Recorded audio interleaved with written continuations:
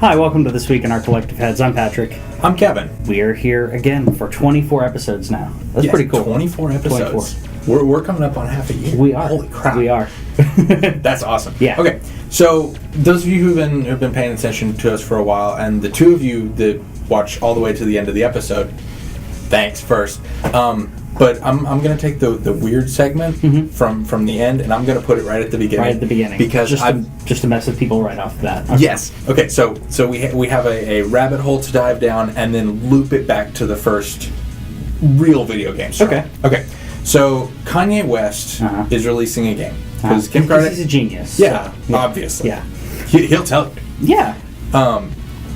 And apparently Kim Kardashian's game has made $100 million. Yes, off microtransactions, which apparently Kanye doesn't understand how that works. And Yep. Yeah. So Kanye West has made a video game about his mother traveling to the gates of heaven. Okay. It's called Only One: the game. And as opposed to the movie or right. Well, you don't want to get the properties mixed up. Yeah. Okay, so he's done that, and that game debuted on his Tidal stream. Okay. Have you heard? Are you familiar with Tidal? No. Nobody is. No. Nobody is. It's like a Tumblr, right? No. It's an artist-owned music thing. Okay. So like what's it called, VMO or whatever those are, but like are owned by artists. Right. Okay. So his new album, which is called Life of Pablo, which he released on Tidal, and only on Tidal. So it tanked. It gets way funner than that. And just a fun little snippet there is that he sampled Street Fighter 2. No, he didn't. And so you, like at the end of the first track, he's perfect. And yeah, it's pretty fun. Okay, so in the first 2 days, according to Torrent Freak, his album has been illegally downloaded more than 500,000 times. Perfect. And thousands of subscribers who bought it on Tidal not able to access it. Oh, that's... Yeah. So you buy it on Tidal, can't access it. Right. And it's only available there. Yeah. So what's your other choice? You pirate it. You pirate it, yeah. And that's what people have done. And he's trying to sue Pirate Bay and all this kind of stuff. Yeah. And so like this entire thing is because his release is right here. I'm going to control everything, and this is what happens there. Yeah. You know who could learn from that? Who's that? Microsoft, because they're releasing Quantum Break only on their own store. Quantum Break is not coming to Steam. It's not. Wait. It's only going to be available on PC on the Windows Store. So they're pulling an EA, but even worse. Yeah, because it's for I don't know. Are there other? I mean, I assume they have other things on the store, but... I'll be honest, I've only gone to Microsoft Store a handful of times. If you have Windows 10 and all that, like you can download stuff straight from them. Right. Most of it is... they have some programs like zip programs and stuff. Yeah, you can grab they're for like $1 or $2. Yeah, you can grab like $1 or $2 like little programs that are like, okay, this type of zip file, or you want this type of converter or whatever. Yeah. And then a ton of indie games and shovelware lots of ridiculous amounts of shovelware. I mean, there's a lot to it. I know that we have people who work for Microsoft in regards to Microsoft Store and everything, but for the most part, unless you were talking about the Microsoft phones, it's a lot of shovelware to go through. I haven't seen a lot of AAA titles on the Microsoft Store from my view on it. But John, tell us if we're wrong on that. Tell us if you're watching. So what they should do, my opinion, is promote games to come to Windows Store and say, hey, you can get it here. You can get it here as well. Yeah. Yeah, and build up a library before you try to push this exclusivity thing. Sure, and give an incentive. It's like, okay, you can get it other places, but you know what? If you get it here, you're going to package in the stuff. Like Quantum Break, they're already doing the Alan Wake packaging, right? So if they had said, okay, we're releasing it everywhere. But if you go to that Microsoft store, right? If you buy it on Steam, you get the game. If you buy it on our store, you get that. You get Alan Wake. You get this. Yeah, that's the way to do it. Okay, and that gives me a reason. That gives me a reason to go. Oh, maybe I should buy there. Amazon's kind of giving people a reason to do that now with the discount on new games. So why would I go to the Microsoft store if I can go to the Amazon store and get it for a decent price? So, exactly. Yeah. So that's that is what Microsoft can learn from Kanye West's mistake. I just kind of wanted to kick it off there. That's ridiculous. Speaking of Xbox, Galaga, the 360 version, yes, now available on Xbox One. Cool. It's cool. Galaga is. I do like Galaga. I can get my parents to sit down and play Galaga, and that makes me happy. No, I do like Galaga. I wish that more of this would come in like in like big packs. They had a thing on 360 that they tried for a while. It did not work very well, which was a 360 like virtual arcade thing. Not to be confused with the XBLA, but there was a virtual arcade where you could have a bunch of these classic games, the retro games on there. And Sega's collections are pretty quality. That's exactly what I was going to bring up. And Rare Replay. Rare Replay's been one of my favorite versions of it, but I would it's hard for me to get behind like one specific retro game. Galaga may be one of those. Yeah. There's certain ones that I can say, okay, yeah, I'll do that. But am I gonna pay a couple dollars for Joust? Probably not. But yeah. Yeah. I'd drop a couple bucks on Galaga. There's a couple in there, but like this is I'm continuing to dig these out, and I'm going to keep bringing you what's coming to Xbox One, because they're just not talking about it. They aren't. They're not announcing it. So, how do you feel about these single releases versus the pack releases? Like the Rare Atari has one that they're one to do as well. I'm a fan of those. I like the packs. Yeah, I like the packs also because when they bring out packs, there's going to be a couple in there that, because for me, Big Nose the Caveman, I am unreasonably attached to. Yes, you are. And I can't explain it. In a way that I'm attached to, Zelda or something that a lot of people are. Right. I love Big Nose the Caveman. Yeah. That game is so fun. And it came out for the Nintendo. It's a gold cartridge, and most of the people I've talked to have never heard of it. Yeah. And how many gold cartridges were there? 3. 3, okay. I think is. I like the idea of the collections because it allows them to spend whatever. I don't know how much time this actually takes, but if they're doing a collection, more numbers is better. So they'll be like, okay, we'll grab all these, yeah, and then you might get a game that is special to you, where it wouldn't have gotten attention otherwise, and it wouldn't have gotten. It's not big enough for a single release. Yes, but it's big enough to be part of a collection. Sure, I agree. Another one that I don't think we've ever talked about: Legacy of the Wizard.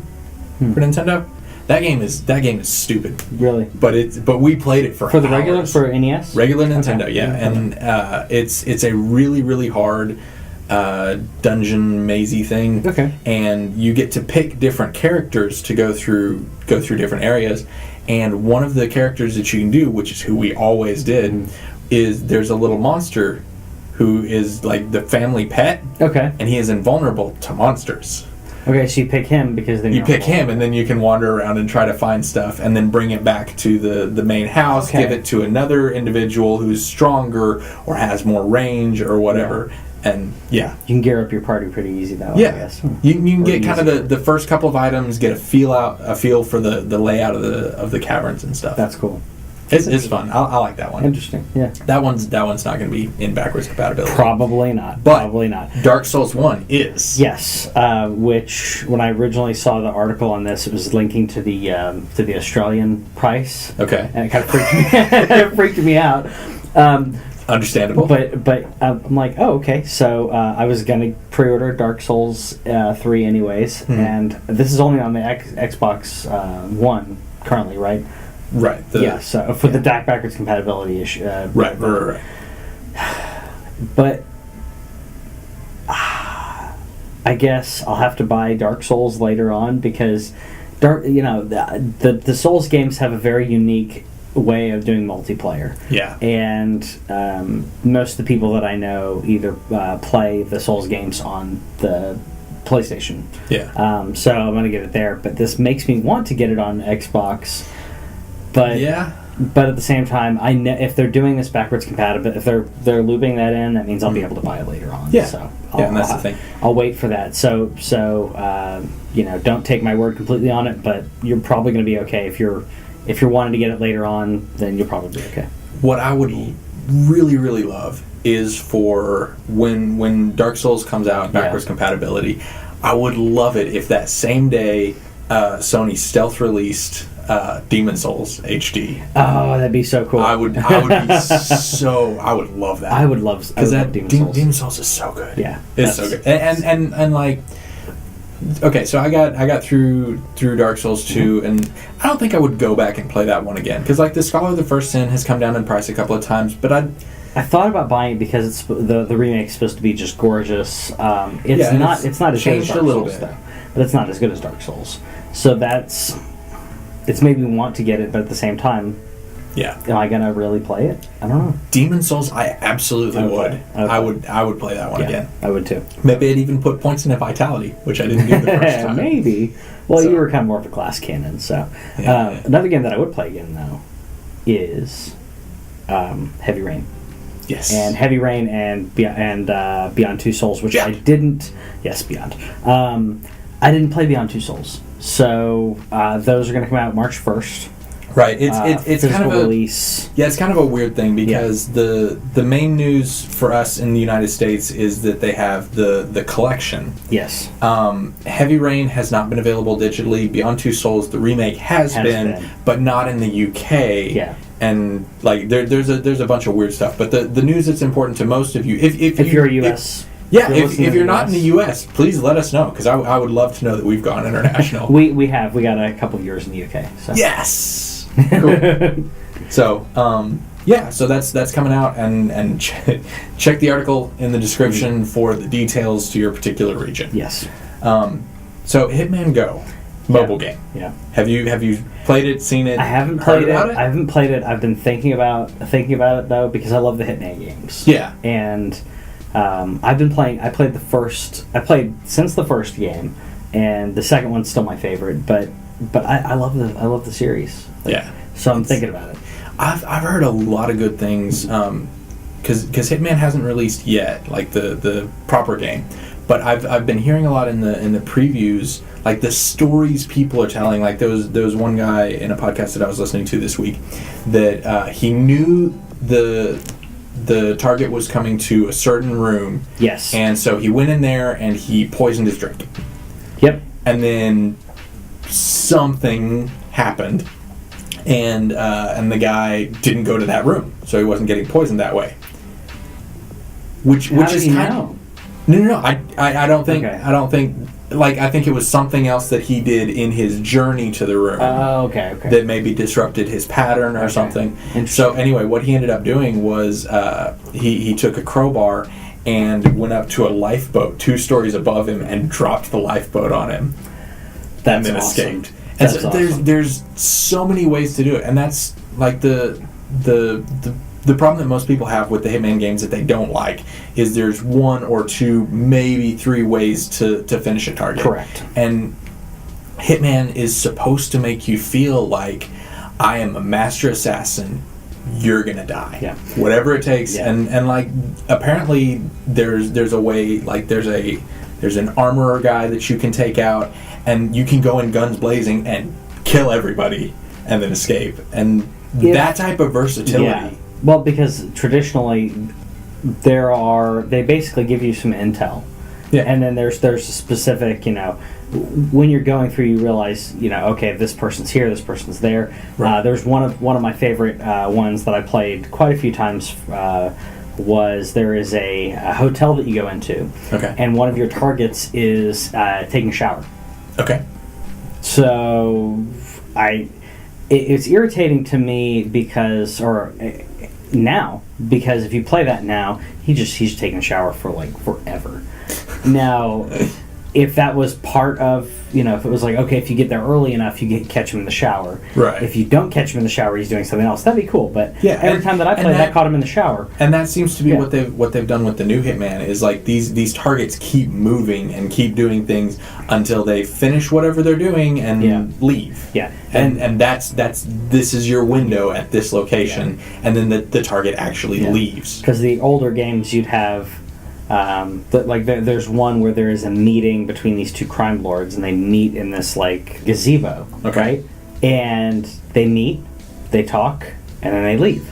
Right. And by that I mean like they show up in cars, they go over, their bodyguards kind of disperse a little bit, but the two of them are there, and they leave. So it's like, okay, how am I gonna do this? You've got a very short window. Yeah. That's the only way you can do it in that mission. And this is I think it was in the first or second Hitman game. See, that one makes more sense though. But that you have one shot. Later mission. You have literally one shot. Yeah. And that's so it's very straightforward because to me, it's like the way they want you to do it is they want you to get on top of a building and snipe them and then get up. That's the way that they kind of structured it, but there's no other way around it. Yeah. So, well, if you have one of those every now and then, that's okay, but you should be able to do different things. Hitman Go is apparently nothing like any of this, and we will not get a bunch of options. But it's apparently a really fun Vita game, and like it's tile based, and you have to figure out ways around stuff.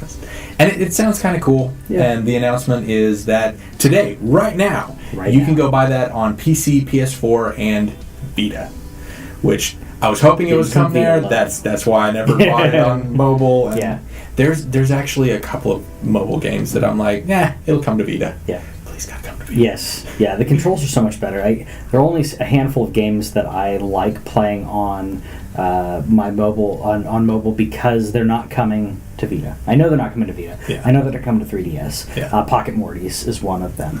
I'm loving Pocket Mortys and Hearthstone. But other than that, it's really hard to. Hearthstone works well on a cell phone, and that's what I was going to say. Is that gameplay, that game style works really well in that particular. Yeah, it really does. It really does. So, what doesn't work really well though? Apparently Street Fighter V servers. Yep. Yeah. So they actually started a new Twitter account to so that all questions could be directed there. Yeah.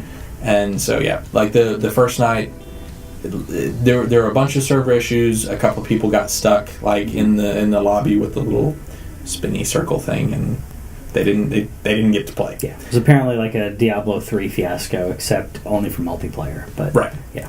Well, there's not an arcade mode, and they don't have story mode yet. There's not an arcade mode? Nope. So the only thing. Why is this a thing? I don't know. Okay, because it's going to be a platform. Cool, give me a game to start. So, this goes back to what we were talking about before, where we're being sold games that only have multiplayer, and they only cost them 25% of what you would have normally cost, but they're going to charge you $60 for it. Yeah. This should be, if it's multiplayer only, give it to me for $20. Yeah, and in a couple of months, once they've put arcade mode and story mode in there. Yeah. This is something that I would like to purchase because I like the idea that there's not going to be a Street Fighter V Alpha Hyper Turbo Championship Edition. There's just this version, and they build and expand on it. Yeah. I like that, but I'm not paying this much for a game where I can only go online and get because I'm good at Tekken, but I get my butt handed to me on the Tekken servers because I am not that good. Yeah. Yeah, I'm not either. I like playing these fighter games. Yeah, I will go on there to get that bronze trophy for your first online win, and then I am out. You're done. I'm done. Yeah, I have won. Yeah, yeah. I'm out. I'm not a button masher, but I don't take the time to learn. Well, but I will learn some of my. I will learn my moves. About Street Fighter, we don't have to learn new moves. Like Street Fighter, maybe I know one or two. Yeah, maybe one or two of like the hyper once we've figured out like our main character or whatever. And that's the thing. Ryu. I do that with Ryu. I do that with fighter games though. I will look at the list and okay, well I got to memorize at least a handful of these. Yeah. And I got to button mash the entire time or anything. But I'm not one who analyzes how, okay, I'm playing against Chun-Li this time. Yeah. So this is how I need to, this is what's more advantageous to play against her, and oh wait, no, I'm going against Honda, this is going to be a wreck. And we talked about this last time. It's like, we'll learn moves, we'll go out and we'll try it. Yeah. And so when the price drops on Street Fighter 5, I'll probably pick it up. I'll try it out when it Redbox, Ooh, there you go. I'll Redbox it when the campaign comes out. Okay. I'll Redbox it. There you go. If it's still in Redbox at that time. Speaking of campaigns, yes. Fallout 4 DLC has been detailed. Yes. We now have the first chunk of things that they're making. Yes, we do. Right now, you can get this for you can get the DLC for $30, which we've said before, completely worth it. It's worth more than that. You're basically getting, think of it like 4 bits of DLC. Traditionally with Skyrim and other bits of that was $15 a pop, so it's $60 worth of content for $30. The price is going to go up March 1st to $50. Correct. That and this is me. I'm not being a fanboy. I'm just saying the value involved. If you've played Fallout 4, if you've played Bethesda titles, there is going to be that much more content that's actually worth $50 on there. Yeah. But if you want to save the money, go grab the DLC Season Pass now, because otherwise you're going to spend $20 more. It's still worth $50. Yeah. Well, okay. So the 3 items that they've announced are the Mechanist. Yes. Wasteland Workshop, and Far Harbor. And Far Harbor alone, Far Harbor is the story one, and that one is going to be $25 by itself. Yes. So you're paying, if you want the story DLC, then buy this, pay $5 more, and get whatever else they come out with. Yeah. I would imagine that the way that they do DLC has been pretty consistent. They'll do a couple of little tweaks and changes, and then a story thing. Yes. And we're going to get multiple. This is the first of the story ones. To clarify that, this isn't all the DLC that's coming in your season pass. Right. This is just right now. This is the first section, the first chunk of what we're getting for DLC. Yeah. So the story one is going to be about Nick Valentine in a harbor that's based apparently on someplace in Maine. Fantastic. That's cool. Fantastic. The other 2 are kind of interesting too. Otama Tron, which is $10, and the mysterious Mechanist has unleashed horde of evil robots into the Commonwealth, including the devious Robo-Brain. Hunt them down and harvest their parts to build and mod your own custom robot companions. Yeah. Choose from hundreds of mods, mixing limbs, armor, abilities, and weapons like the all-new lightning chain gun. Even customize their paint schemes.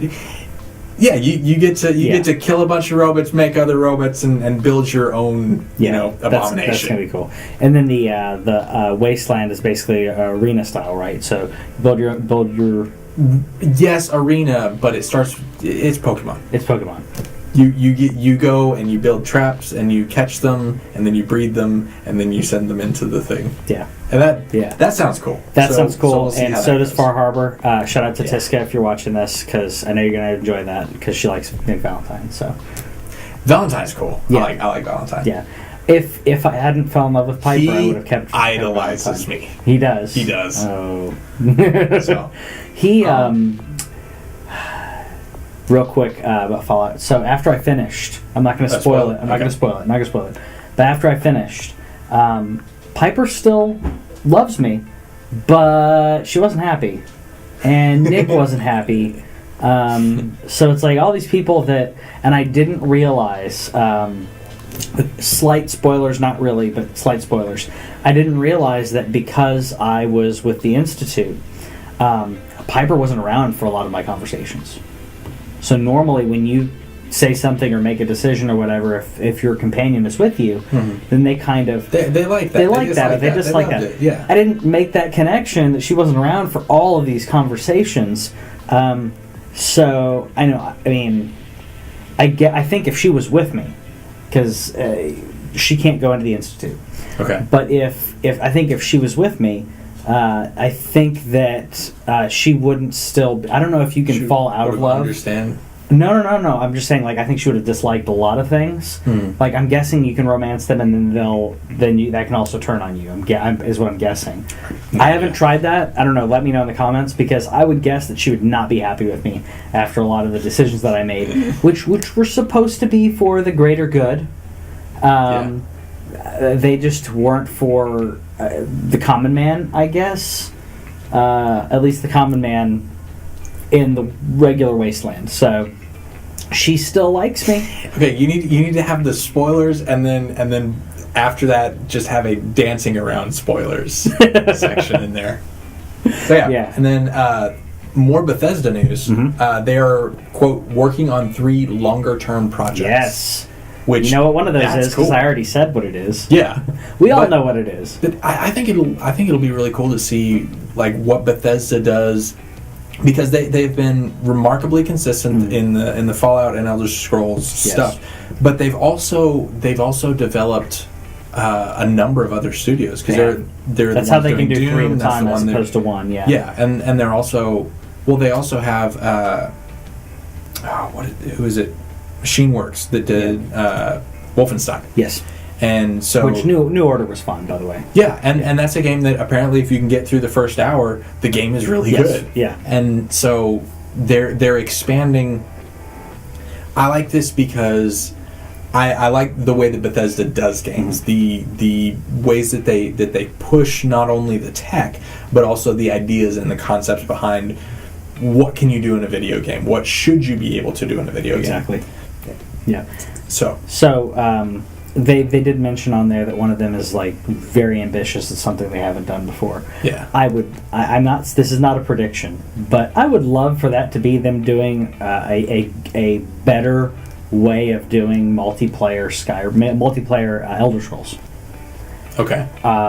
Elder Scrolls Online is not quite.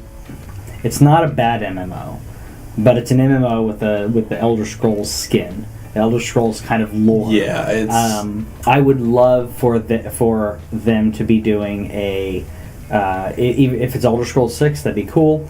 If it's like, okay, here's Elder Scrolls, and you can also do multiplayer, even if it's controlled multiplayer where it's kind of drop in, drop out of your world, kind of like Borderlands, but in Skyrim, or in Elder Scrolls, I should say, Morrowind, or wherever they're going to take it. But to be able to say, oh, okay, hey, you should join my game. It'd be really cool if like a carriage just arrives and then you dump out. See, that works. Yeah, that'd be fun. Yeah. Speaking of companies that are doing weird things with games and expanding the way that you're not. You don't think this is weird? Cool? This is cool. This is weird. Okay, so the Division, when it launches, is going to use eye tracking tech so that where you're looking on the screen, like your HUD is minimalized and more opaque, except when you look at it. That's cool. That's awesome. So if how is that not awesome? Weird. Like. Okay, but your eyes already do this automatically. Okay. Your eyes already do this automatically. Anybody who watches TV or anything, everybody here. Your eyes do part of the work, but if the computer is working with your eyes and you are able to notice more, and your eyes are able to go, okay, I don't just focus on this little section. I can see the whole screen and pay attention to all of that. Yeah. And if I see something out of the corner of my eye, I go there. So it basically goes more transparent? Yeah. So like you have kind of like you have like a map or your chat or your damage or whatever. Okay, your damage. Yeah. If you're not looking at the corner of the screen where it reads out the damage for your shots, because the shots have monetary values that they're going to show, and you're not looking at that, then that's just a usable part of the screen for the game. Well, I agree with them. I don't know. I feel like this is gonna. I don't think this is gonna catch on. But what I think is gonna happen, I feel like it's gonna mess with people's eyes, like focusing and unfocusing out of something like that. We'll see how that happens. The other thing that I'm wondering is, but you've got to calibrate your PlayStation Eye or your Xbox. No. This is only PC. This is only on PC. Only on PC. So you're only going to be working with people that are a limited distance from their monitors. Okay. And it's a much more controlled. That works a little better, unless you're a PC gamer who puts their PC in their living room. But Right. And those people are not going to have a webcam pointed at them at a short range. Yeah. So that's not going to do it. That's true. So the way that they've designed this is it's going to pick the pocket for whom it will be most useful. That's true. And the other thing about it is, whenever somebody does something like this, and that's kind of the thing that is exciting about VR, because there's some stuff that's weird and whatever, but if somebody sees this eye tracking tech and then they're like, what if, and then expands from there, and it's a novel idea I've not heard of before, big companies putting lots of money into it, and it's going to be a new field that somebody else can expand on, and now, that's as exciting to me as anything else. Now with eye tracking with VR, that's what's needed. It's very much needed. Yeah. So I can see that. I don't know how it's going to work with the Vision, or how impactful it'll be, but we'll see. We'll see. It is innovative. I mean, it is. Yeah. Speaking of eye tracking VR and stuff, HTC Vive has released information on what they're going to do and their plans. That's right. The Vive is going to be $800. Yep. And it will be coming out in April. Pre-orders start February 29th. So that's a thing. So apparently the price increase is 33% per iteration. So, $1,040 times 1 1/3 is whatever the PlayStation VR will cost. So there you go. There's our prediction on that. There's your math. Maths. Yeah. So I don't know who's gonna buy this. I'm not. I don't know anybody. Yeah. I mean, it's going to be a niche thing for first adopters, and eventually we will all benefit. Cool. Right now, I am an observer of VR. I do not have the money for this thing. I don't even buy lottery tickets that often. Not for this. So. Sony VR, I'm kind of ready for that. Depending on when it comes out, though, because we've already predicted before, NX is probably coming out this year. Yeah, according to GameStop, it's coming out this year. Well, according to GameStop, PlayStation VR is coming out in the latter fall. Yeah. Which they had said it was going to be in the first half. Yeah, see, by that time, if I know more about NX, my money's going to go towards one or the other. Yeah. I can't buy both. I want NX. That's what I'm saying. It's going to go towards NX. I don't think it's. I hope it comes as a launch title, but I have a feeling that Zelda won't be a launch title. Okay. All right. Prediction. And then last little bit on the Vive is apparently they said that we could have released the last version that they did, the Vive Pre or the Pre-Vive or something. But one of the features that they added is there's a little external camera, and one corner of your screen can optionally display what's in front of you. So you can kind of pay attention to what's going on, and you're not completely cloistered away from the world. Yeah. Which is cool, because somebody is going to sue because I was playing my VR headset. Yeah. Somebody came into my house and took all. That would be hilarious. I would love. Okay. Watch Dogs 2. I want somebody to be sitting in a living room with a VR headset, and you just go around, rob them blind, and leave. Don't even have to be stealthy or subtle or anything. That would be hilarious. I think that would be a really. You can do fun that also if they're looking at their cell phones. Yeah, and just start robbing them. Yeah, but this I think that would watch _dogs has a lot of opportunities to make social commentary. Yes, and I think that even the concept of it. Does in a big way. And I would like to see if someone's looking at their cell phone, you can rob them a lot easier. I would like. Yeah, that'd be or cool. Or if they're doing that and you're doing something that normally would alert people, it doesn't alert them because they're looking at their cell phone. Yeah, that'd be fun. Yeah. Something that we don't know if it'll be fun is MeTomo. Yeah. I'll be in charge of the TWIOCH account. We got registered. The Nintendo TWIOCH account is reserved? Do we have it? I think it's considered we can't reserved. do anything. We can't do anything. It's basically reserved, and it's ready for whenever they do whatever is going to happen with this thing. Whatever it is they're doing, we're ready. We're ready for it to tell you about whatever it is that they're going to do. Right. So they've opened registration for the Nintendo account and pre-registration for the MeTomo social chat thing that we've already talked about a bunch of times. So not really a whole lot else to go on or report there, but that's up. And if you the likelihood of every day that passes, valuable usernames are getting snatched up. Exactly. I got exactly what I wanted. Exactly. So yeah, because those do become scarce. If you want to be the Boba Fett or Chimichangas or whatever it is, or your name. Yeah, you want to be just your name. Apparently, Greg Miller got Greg. Oh, that's great. That's great. The other thing is it has a 10-character limit, which is way too short.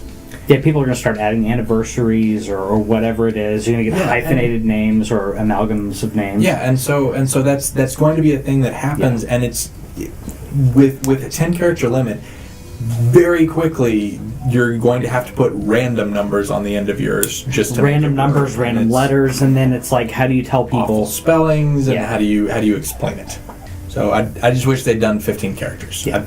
That would more than 10 at least. 10's ridiculous. Yeah.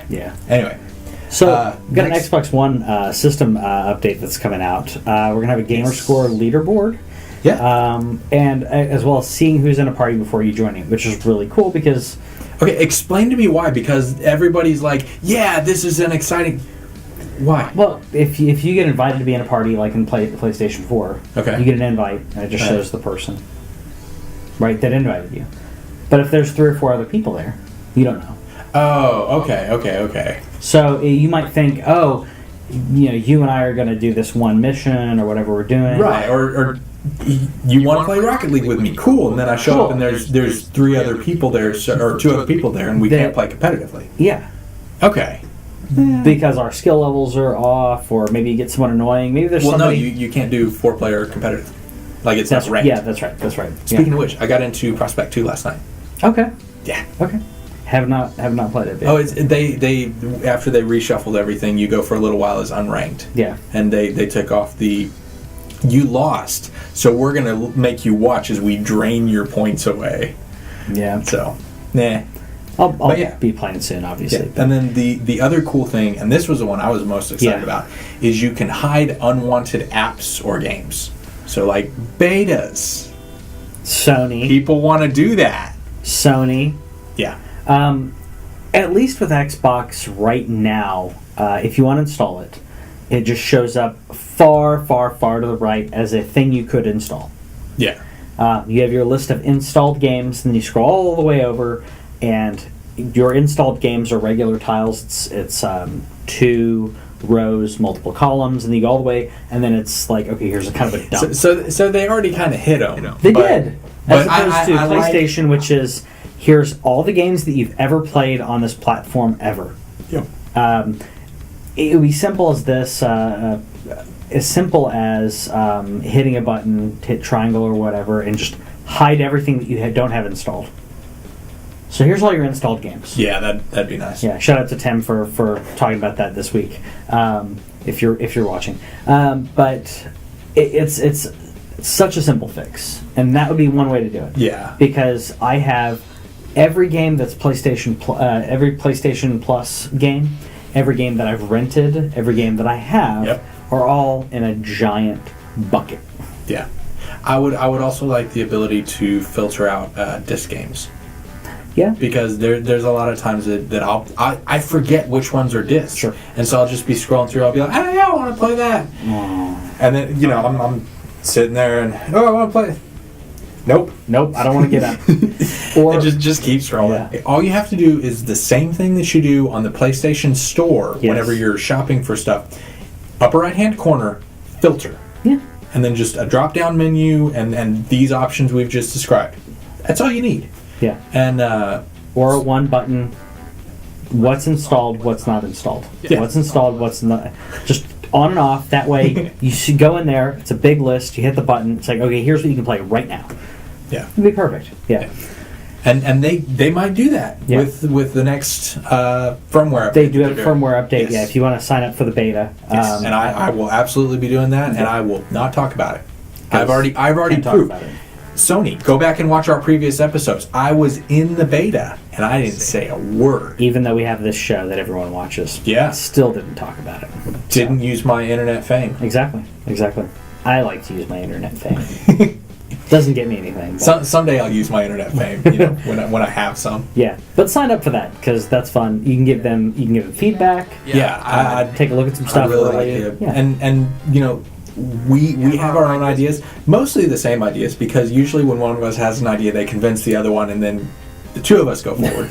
But the more people that talk about this kind of stuff, except for the name change, that's never going to happen. We're never going to get it.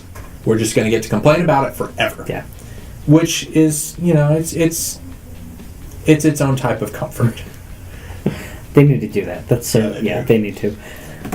So we do have some free games, free Sega games that have been released out on Steam, though. So that's kind of cool. Yeah. I don't know if this is still available. Mm-hmm. It's been up since last week sometime. Basically, all you have to do is go to Steam and find Golden Axe, Jet Set Radio, Sega Collection, something. And if you apply one to your account, then it's like, oh, here's the rest of them. Yeah. And it makes that noise. Yeah, so just go do that. Just like PlayStation Plus and Games with Gold. If you already have the ability, just grab them, throw them in your account. Yeah. And the Sega Collection is pretty cool. Very cool. It's very cool. It's totally worth the time. Yeah. And so, speaking of worth the time, I don't know if it is worth the time. I was wondering about that. I don't know if it is, so tell me if it is, because Smite's coming to PS4. And I thought, okay, until I read this headline, I thought it was like a Microsoft thing, because they pushed this so hard. It was like, we have a MOBA on Xbox One, yay! Maybe it's because I don't pay attention to MOBAs as much, that I was like, I thought that was Xbox exclusive, either they had exclusivity or it literally was one of their projects. I thought it was like a Microsoft studio or something. Apparently it's not, because it's coming out for the PlayStation, and the PlayStation blog actually posted about it, so it's fully up and legit and everything. Exactly. So let us know if you played Smite, because we haven't. So. Yeah, and you can give us your opinions. We will quote them on the show. Yes, we will read them. Because it's almost any quote you give us is more useful than our own opinions and knowledge on this particular subject. Exactly. Speaking of things I don't know much about. Yeah, I don't either. Masters of Orion is apparently a game that is being made. Yep. And they released their voice cast list. And I want to buy this game. Just for that. I don't care what it is or what it's about or how the gameplay is. We have Michael Dorn. Alan Tudyk. And Mark Hamill. Mark Hamill's an amazing voice actor. Yeah. So I'm gonna buy. I would buy Mark Hamill stuff anyway. So Tudyk has a lot more range than I thought. No, Tudyk's amazing. Because like you watch him as a character when he's physically acting, his characters do kind of seem similar to me. Depending on the role. Okay, maybe I just haven't seen enough. I'm talking about his work with. Maybe it's just when he works with Joss Whedon. Dale and Tucker. Yeah. So that okay. Yeah. Yeah, that was fun. He has range, but his voice range is phenomenal. Yes. We actually met him last May. My wife and I met him at Comic-Con, and that was awesome. So my wife quoted Frozen to him, because if you didn't know, he's the Duke of Wesselton in that. Yep. So she called him the Duke of Weaseltown. Yep. And he immediately responded saying, "It's Wesselton." Okay. And he's King Candy. I loved him as King Candy. He's great.